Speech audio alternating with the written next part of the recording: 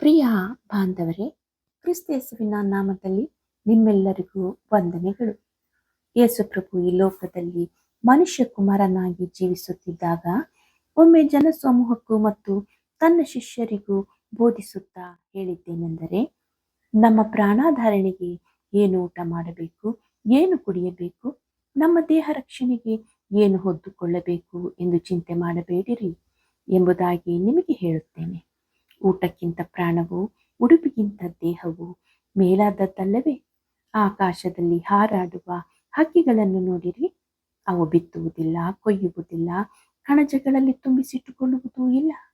ಆದಾಗ್ಯೂ ಪರಲೋಕದಲ್ಲಿರುವ ನಿಮ್ಮ ತಂದೆಯು ಅವುಗಳನ್ನು ಸಾಕಿ ಸಲಹುತ್ತಾನೆ.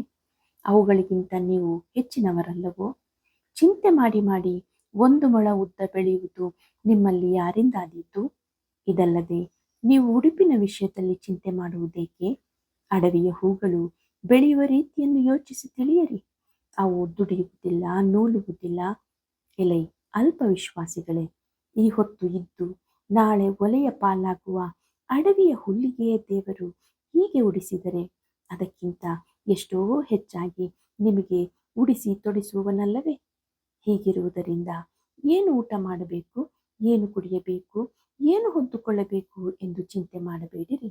ಇವೆಲ್ಲವುಗಳಿಗಾಗಿ ಅಜ್ಞಾನಿಗಳು ತವಕ ಪಡುತ್ತಾರೆ. ಇದೆಲ್ಲ ನಿಮಗೆ ಬೇಕಾಗಿದೆ ಎಂದು ಪರಲೋಕದಲ್ಲಿರುವ ನಿಮ್ಮ ತಂದೆಗೆ ತಿಳಿದಿದೆಯಷ್ಟೇ. ಹೀಗಿರುವುದರಿಂದ ನೀವು ಮೊದಲು ದೇವರ ರಾಜ್ಯಕ್ಕಾಗಿಯೂ ನೀತಿಗಾಗಿಯೂ ತವಕ ಪಡಿರಿ, ಇವುಗಳ ಕೂಡ ಅವೆಲ್ಲವೂ ನಿಮಗೆ ದೊರಕುವವು. ಆದ್ದರಿಂದ ನಾಳಿನ ವಿಷಯವಾಗಿ ಚಿಂತೆ ಮಾಡಬೇಡಿರಿ ಎಂಬುದಾಗಿ ಯೇಸು ಪ್ರಭು ಉಪದೇಶಿಸಿದರು.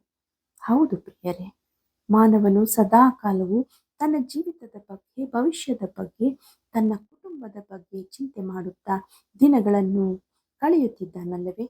ನಾವು ಜೀವನದ ಬಗ್ಗೆ ಹೆಚ್ಚು ಚಿಂತಿಸುತ್ತಿದ್ದೇವೆ. ಚಿಂತೆ ನಮ್ಮ ಸಮಸ್ಯೆಗಳನ್ನು ಪರಿಹರಿಸುವುದಿಲ್ಲ, ಅದು ನಮ್ಮ ಮನಸ್ಸಿನ ಭಾರವನ್ನು ಹೆಚ್ಚಿಸುತ್ತದೆ. ಪ್ರಾರ್ಥನೆ ಮತ್ತು ದೇವರ ಮೇಲಿನ ಭರವಸೆ ಮಾತ್ರ ನಿಜವಾದ ಸಮಾಧಾನವನ್ನು ಕೊಡುತ್ತದೆ. ದೇವರು ಸಣ್ಣ ಸಣ್ಣ ಹೂವಿನ ಬಗ್ಗೆಯೂ ಕಾಳಜಿ ವಹಿಸುತ್ತಾನೆ.